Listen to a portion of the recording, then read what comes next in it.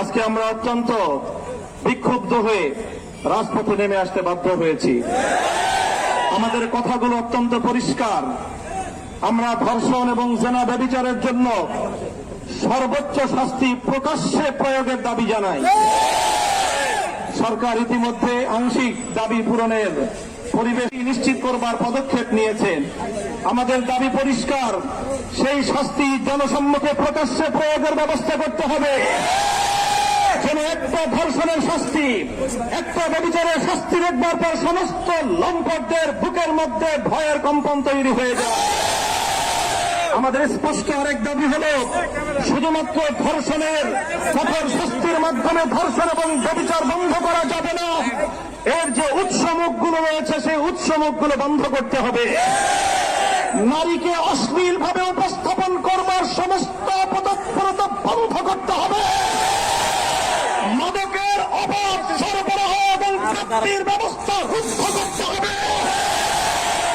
নারীকে যারা অশ্লীল ভাবে উপস্থাপন করছে, সিনেমার বিলবোর্ড, বিভিন্ন চলচ্চিত্রের পর্দা, নাটক এবং টেলিভিশনের পর্দার মাধ্যমে যারা নারীকে ভোগ্য পণ্য হিসেবে, ব্যবসার পণ্য হিসেবে উপস্থাপন করছে, তারা মাতৃজাতির কলঙ্ক করছে। আমরা একটা সময় পর্যন্ত দাবি জানাবো, সরকারকে বলবো, এই যে রাস্তাঘাটে বিভিন্ন বিলবোর্ড, বিভিন্ন ডিজিটাল অ্যাডভার্টাইজমেন্ট, বিভিন্ন সিনেমা হলগুলোতে, নাটকের নামে টেলিভিশনগুলোর পর্দায় নারীকে অশ্লীল ভাবে উপস্থাপন করার এই প্রবণতা রোধ করুন, এই অপতৎপরতা বন্ধ করুন। একটা সময় পর্যন্ত আমরা দাবি জানাবো।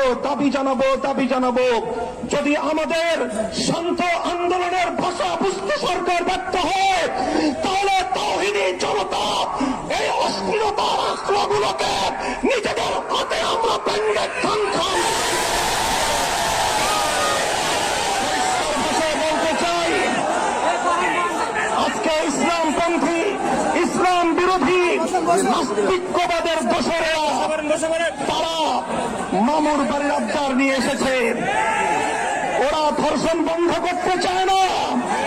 ওরা ধর্ষণ বিরোধী বিভিন্ন সংগ্রাম এবং বিভিন্ন সমাবেশের নামে রাজপথে প্রকাশ্যে নারী পুরুষ তারা অশ্লীল এবং যৌন আচরণের মাধ্যমে গোটা দেশ এবং জাতিকে কলঙ্কিত করার পায়ে তারা চালাচ্ছে।